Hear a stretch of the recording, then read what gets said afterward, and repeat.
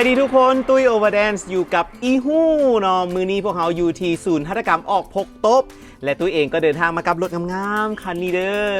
ไอ้ตุ้ย ฮะ เฮามาคันนี้ โอ้โห อย่าลีนลงมา โอเค เอ้ย เอา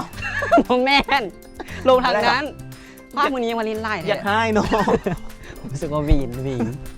เจ้าสบายดีรายการมือนี้เนาะตอนนี้เขาอยู่ที่ออกพบตกเซิงมือนี้เขาขี่รถคันนี้มาเลย เพราะว่าอยู่ออกพบตกเนาะกับบ่ไก่จากตัวเมืองเนาะอยู่ไกลๆกับตลาดปูซี่ขี่รถที่มาประมาณบ่ฮอด20 นาทีซ้ำ แม่เนาะ ขี่ชิวๆมา ถูกต้องแล้วผู้ใดที่ว่ามีรถจักรเซารถจักรหรือว่ารถประจำทางแบบสิกะประมาณ5-10 นาทีก็ได้แต่ว่าเขานี่มักกินลมแล้วก็ชมวิวไปน้ำ จะไม่กิน โบเมน บ่แม่นวะ ใช้เวลาประมาณ15 นาทีนี่แหละเนาะ โอเคซึ่งออฟพบตกเนาะก็จะเป็นจุดหนึ่งที่ว่าเห็นให้คนอื่นได้เห็นหูเนาะเกี่ยวกับเรื่องหัตถกรรม เกี่ยวกับเรื่องเครื่องพื้นเมืองของลาวเฮาเนาะเพราะฉะนั้นเดี๋ยวมื้อนี้เฮาเข้าไปเบิ่งนำกันเลยไปซีวียังแดไป yes ไป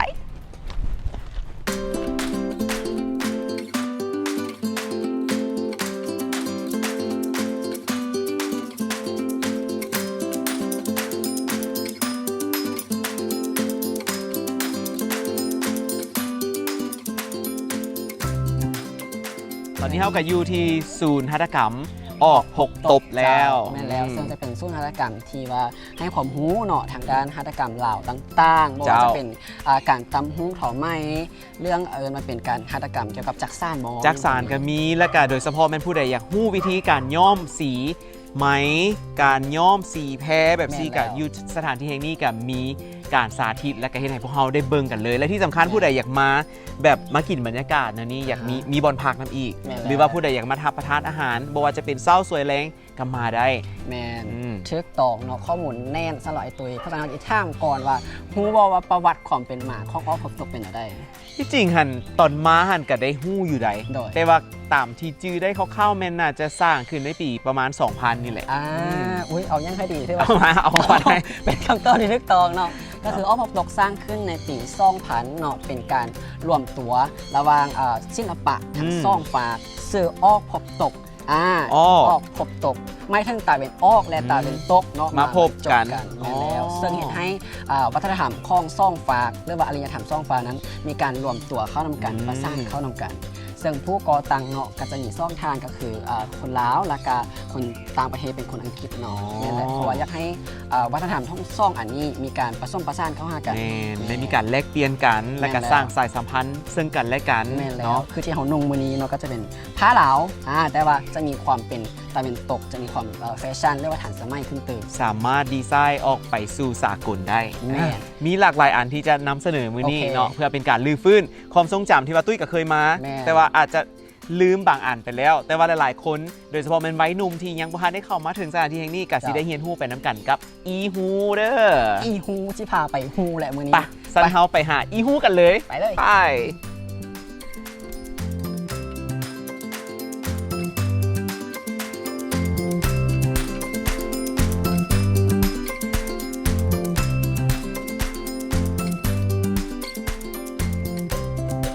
ตามที่ว่าเขามาจากทางซ้ายเมื่อกี้ได้บอกแล้วก็จะเป็นการบอกประวัติโดยเฉพาะเมนสถานที่แห่งนี้และก็ที่สำคัญเป็นที่มาที่ไปเนื่องใดของเส้นไหมม่อนไหมค้ำเอามาเฮ็ดเป็นกว่าจะได้มาเป็นเส้นไหมมันเป็นอะไรเนาะก็จะมีแบบประวัติตั้งแต่จุดกำเนิดของมันก่อนที่จะมาเป็นเสื้อผ้าที่เราใส่อยู่ผ้าตามนี้ไม่มันหมาจากไส้เนาะ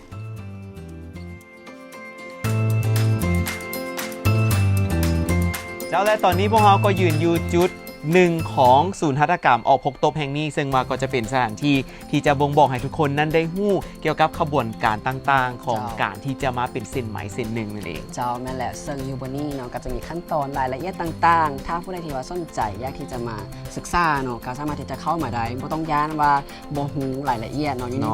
มีทีมงานหรือว่าพนักงานคือที่เพิ่นกำลังเห็นอยู่นี่เนาะก็จะให้ข้อมูลกับทุกๆคนได้อย่างละเอียดเลยถูกต้องเนาะที่สำคัญก็จะมีพนักงานได้บอกในแต่ละจุดแต่ละสถานที่โดยเฉพาะเป็นป้ายอย่างต่างๆเป็นเขาได้จัดเก็บมาให้แล้วดังนั้นผู้ใดมาก็สามารถมาอยู่ที่จุดนี้ได้เนาะเพื่อหาข้อมูลต่างๆเจ้าเดี๋ยวเราไปเบิ่งตัวต่อไปเลยก่อนไปโอเค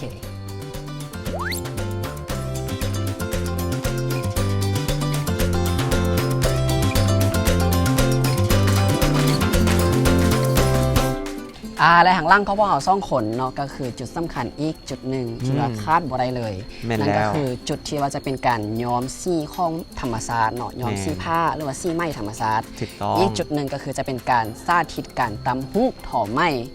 ที่ว่าเป็นบอลที่ว่าพิเศษที่เราจะต้องได้พาทุกคนไปเบิ่งกันอีกเทื่อหนึงเนาะ และก็ถือว่าเป็นจุดที่สำคัญสำหรับศูนย์หัตถกรรมแห่งนี้เพราะว่าหลายๆ คนอาจจะเห็นแผ่นแพ้ที่ว่าพวกเขาได้ใส่เอามาตัดเป็น แม่นแล้ว เสื้อเป็นสิ้นเป็นสิ่งของประดับประดอยต่างๆ แม่น เจ้า สองจุดนี่แหละสำคัญสามารถเข้ามา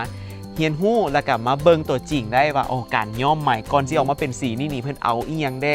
มีอุปกรณ์หรือว่ามันเป็นวัตถุดิบอีหยังที่มาผสมกันเขาออกเป็นแบบนี้ ถ้าอยากรู้แล้วไปนำกันเลยไป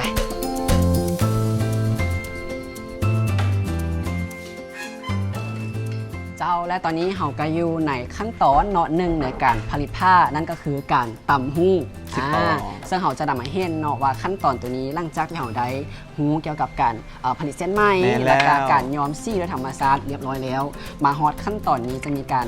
ขั้นตอนอะไรเรียกว่ายักง่ายแบบได้ซึ่งมือนี้พอซ่องผลจะพาไปเบิ่ง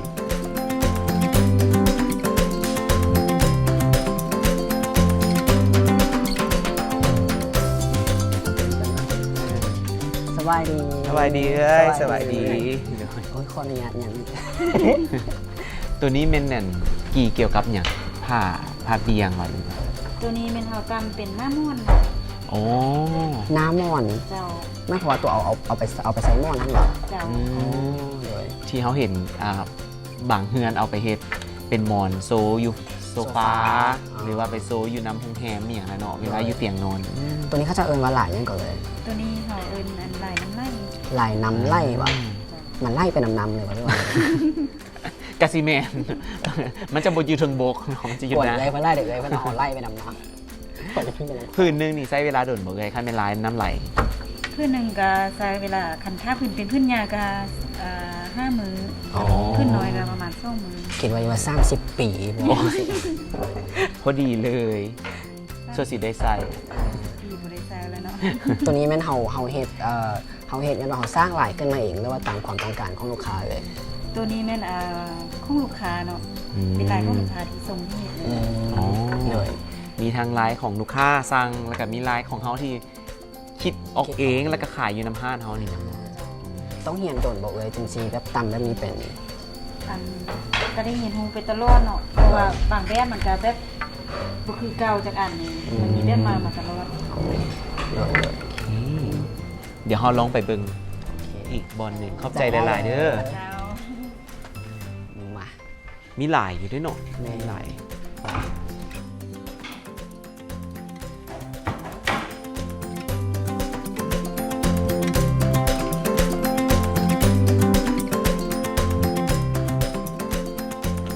ต้องเห็ดค่อยๆเห็ดไป แล้วก็เบิ่ง เยี่ยม มันที่ถือลาย เด็ก เจ้าแลตอนนี้พวกเขาก็อยู่อีกมุมหนึ่งของศูนย์หัตถกรรมออกพกตบซึ่งว่าสถานที่แห่งนี้เนาะก็จะได้ให้ทุกๆคนที่อยากจะเรียนรู้เกี่ยวกับเรื่องหัตถกรรมบ่ว่าจะเป็นการตำฮูกการย้อมสีธรรมชาติและก็การจักสานเนาะ เจ้าแม่แล้วนอกจากทีเด็ดกำลังเหียนตำโฮกอยู่นี่เนาะมือนี้เขาจะมีครูฝึกที่ว่าจะมาสอนเนาะเกี่ยวกับเรื่องการจักสร้าง จะเป็นลายแบบดังเดิมเนาะแล้วก็มีการจักสร้างที่ว่า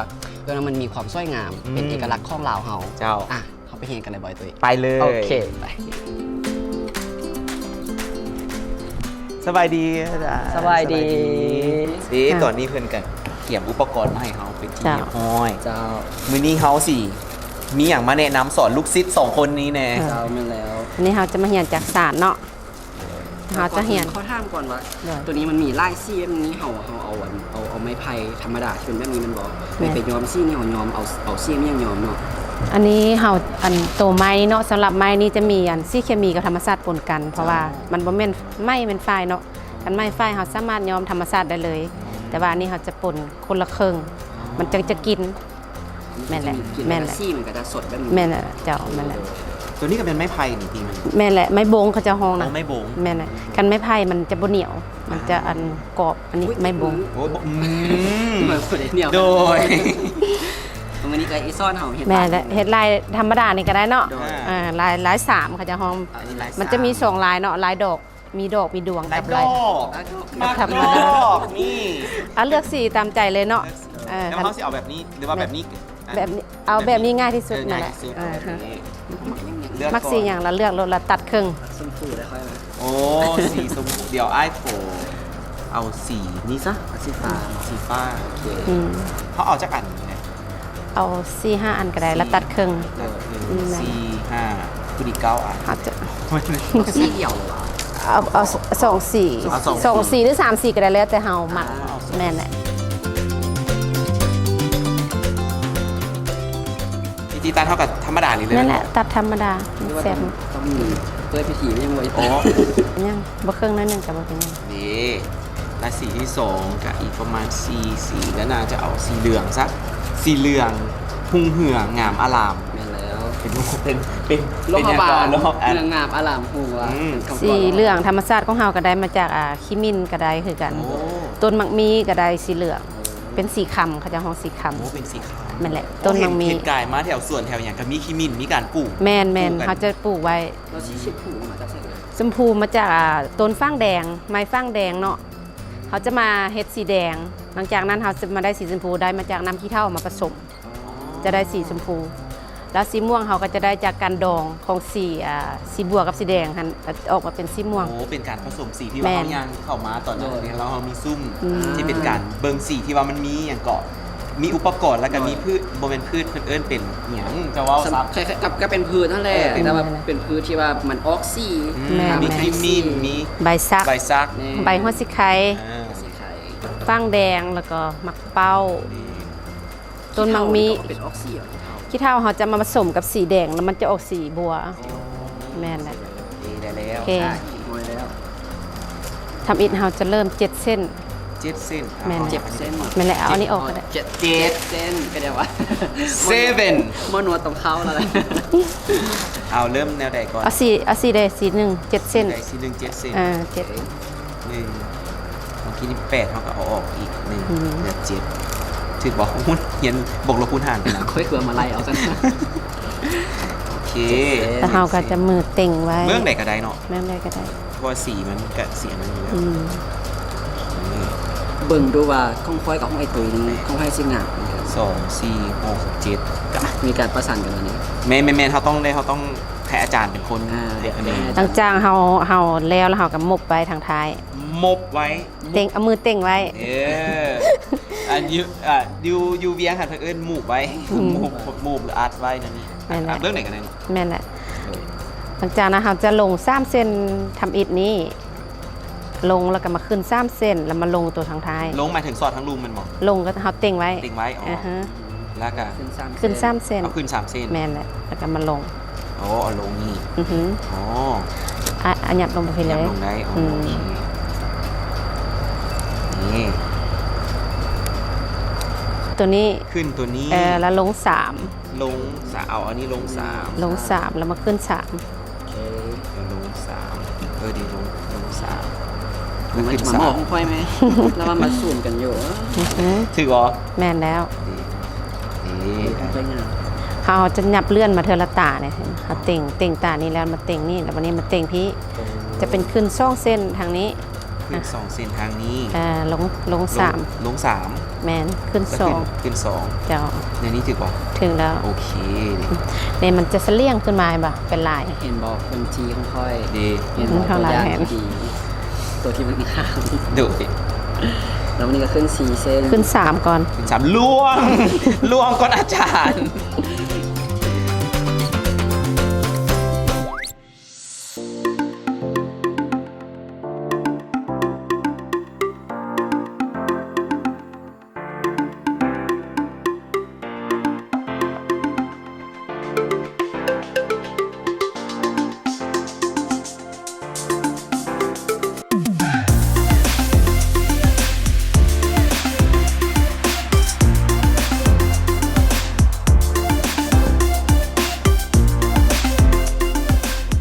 สบายดี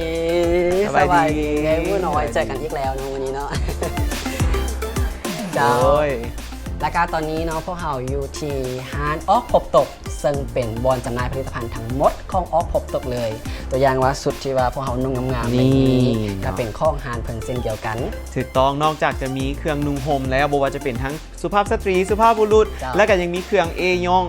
ในเฮือนน้ำอีก และก็ จ้ะ ที่สำคัญก็แม่นมีเครื่องประดับของแม่หญิงน้ำหลากหลายเลย โดยเฉพาะแม่นของผู้ชายก็มีเช่นเดียวกันเนาะ แม่น เป็นเนคไท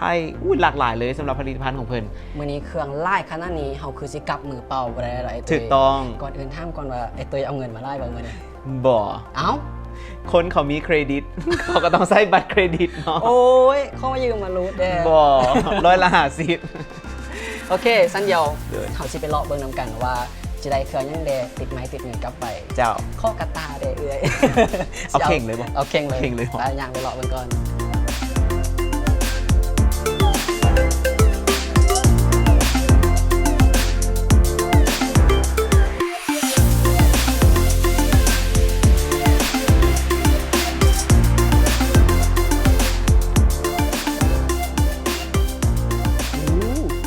ไอ้ตุ้ย หืม ไอ้ตุ้ยมาเบิ่งพี่ก่อนดู เบิ่งอีหยังเนาะ มาไว้มาไว้มาไว้ นี่หยัง ถามก่อนว่าเจ้ามาโลกเขาบางเจ้ามาออฟพบตกเนี่ยจะเทื่อแล้ว จริงก็หลายเทื่อเด้ ตายเทื่อวะ แม่น ถามก่อนว่าอันนี้มันยังเอา อีหู มันบ่แม่นผ้าเบี่ยงอ่ะ พ่อเบียงเราเบิ่งลองเบิ่ง ใช่ปะมันน้อยเนาะ มันบอแม่น มันเป็นผ้าอีหยัง ครับ อันนี้น่ะก็คือตัวนี้เนาะเป็นจริงที่ค่อยประทับใจได้เนาะ อืม เพราะมันมีเรื่องราวสตอรี่ผ้าตัวนี้นี่เอิญว่าผ้าแผ่หมุน แม่น เรื่องราวสตอรี่ก็คือว่าในสมัยก่อนเนาะเวลาที่มีศึกสงคราม อืม บอกว่าจะเป็นสามีเรียกว่าเป็นพ่อเนาะจะได้ออกไปเห็นสงครามแล้วก็อยู่ชายแดนจะอยู่ห่างไกลจากครอบครัว เพราะฉะนั้นผู้เป็นเมียเรียกว่าเป็นแม่ใช่ไหมเขาก็จะตำผ้าตัวนี้ขึ้นมา เพื่อเป็นตัวแทนมอบให้กับคนที่หักเอาไปประจำอยู่พุ้นเพื่อเป็นตัวแทนเข้าเจ้าเวลา เอาเท่ แมนแล้วก็ใส่ความหักพร้อมกับความคาดหวังเรียกว่าคำอวยพรให้กับคนหักนั้นกลับคืนมาอย่างปลอดภัย ผ้าไอหากระหู้ได้นี่ แมนบอ แบบ เป็นเรื่องเป็นราวแบบนี้ที่จริงแล้วมันมีความจริงบ่หรือว่าเป็น มันเป็นความจริง โอ้ มันเป็นความจริงซึ่งอันนี้เป็นประวัติศาสตร์เนาะแล้วก็มันเป็นเรื่องเล่าที่มีโรแมนติก โรแมนติกจนฮอตปัจจุบันนี้เพราะฉะนั้นจึงเล่าให้ฟังว่ามันมีความหมาย เพราะแบบ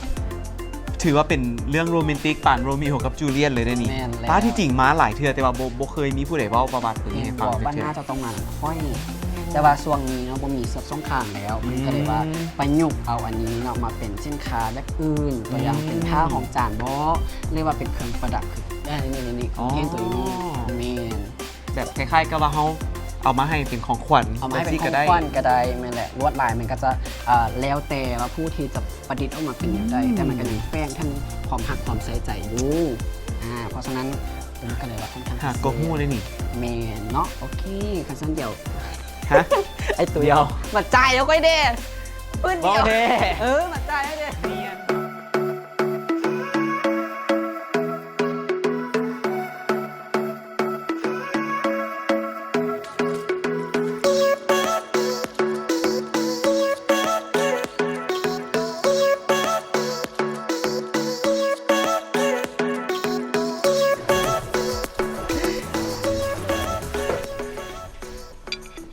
เป็นได้ไอ้มือนี้โอเคบอ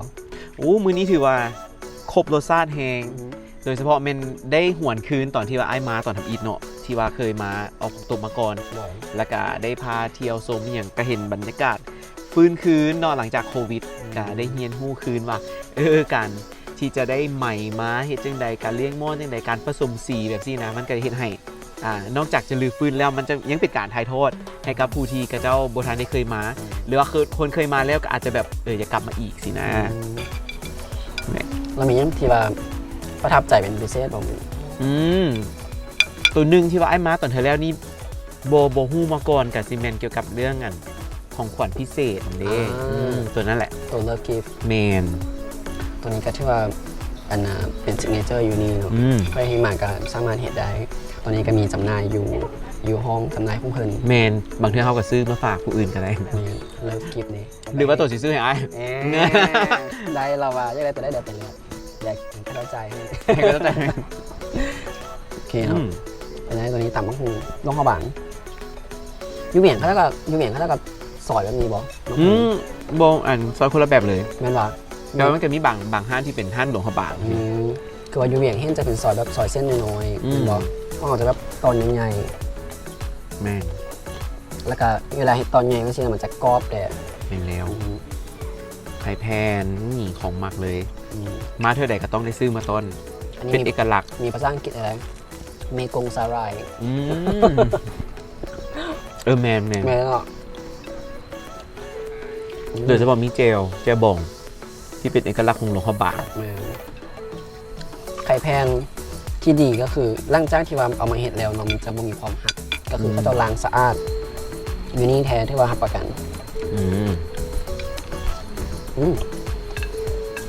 มีความหอมความงาเลยเนาะ เจ้าและสำหรับมื้อนี้เนาะตุ้ยและเดชอยากจะขอเชิญชวนทุกๆคนได้มาร่วมเที่ยวชมสถานที่แห่งนี้นั่นก็คือศูนย์หัตถกรรมออกพบโต๊กเนาะซึ่งว่านอกจากจะได้มาเรียนรู้เกี่ยวกับเรื่องหัตถกรรมแล้ว ยังมีให้บริการเกี่ยวกับเรื่องร้านอาหารคาเฟ่และก็มีห้องขายห้องวางแสดงสินค้าน้ำอีก และที่สำคัญเป็นผู้ใดอยากจะมาพักเอาบรรยากาศงามๆแบบนี้ก็สามารถมาได้เดินอยู่ใกล้ตัวเมืองนครหลวงพระบางของพวกเรานี่เอง และไลน์ของทีมบูฮูเนาะสามารถติดตามได้ทุกช่องทางเลยว่าจะเป็น Facebook TikTok และก็ YouTube เนาะ สำหรับพวกเราสองคนในมื้อนี้จะขอลาไปก่อนแล้วก็ไปกินบรรยากาศพร้อมกับอาหารแซ่บๆแบบนี้พบกันใหม่ใน EP หน้าเด้อสำหรับมื้อนี้สบายดี